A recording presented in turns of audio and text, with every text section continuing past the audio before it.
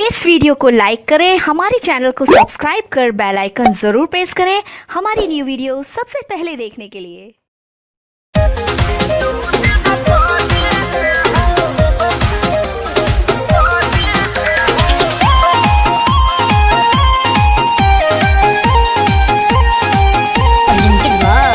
आदिशक्ति खेल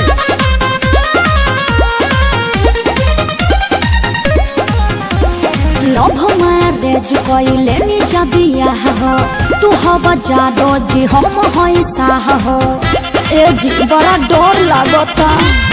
love marriage कइले नी जबिया हो तू हवा जादो जी हम होइसा हो तहरा बाबूजी से बात कइलो चाहिए हो। ए जी तनी अपना बाबूजी से बात करी ना। रुका लगावता हाँ लगाई ना।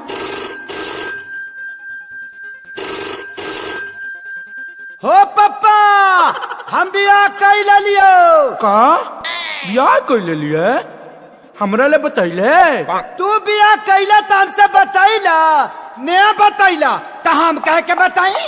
अरे बोकावा तो कुछ दहेजो मिल है रे। दहेज नहीं जे घंटा लिहा आ ससुरा ए दैडी डरली नवत कनी मारे जदू दिन पागिले हो जूता से पिटाई बे मुहा पावन मिली तगे जसा फसा पागिले हो।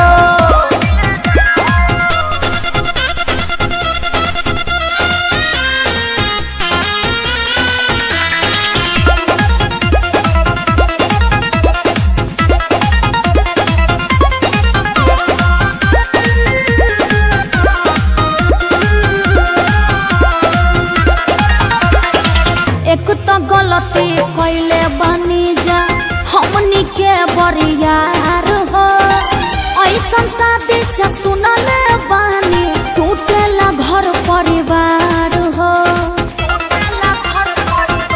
पिताजी को थप्पड़ न मारी है घरे चल प्यार बड़ी करी है। ओहि जा होत का पता कर सही ले हो। अरे एक बार और लगाई ना। रुका एक बार फिर लगाओ तानी। ए पापा हो पापा हम सुहाग रात मनाई ले लियो। पंडित जी से दिखौला हवे। अरे तो सुहाग रात में पलंग के जरूरत लगल है पंडित जी के थोड़ी लगल है। ए दैडी डरली नवत कनी मारे जदू दिन पागिले हो गुजार छटवाई बे मुहा पावन मिली तगे जसा फसा पागिले हो।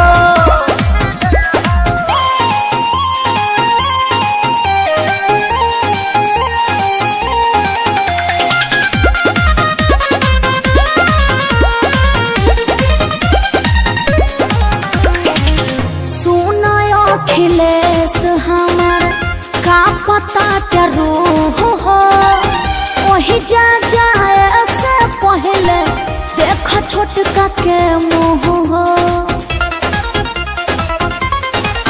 सुन सुन खेसारी के रानी कुछ कोई न कहतानी। यह सोची सोची टेंशन में डरे हो। हर एक बार लास्ट प्रयास करो। रुक जा एक बार और लगावा है। ए बाबजी हो अरे लइको हो गइल का रे। हाँ हो गई। अरे अभी तो 2 दिन पहले कहता के बियाह कोई हां।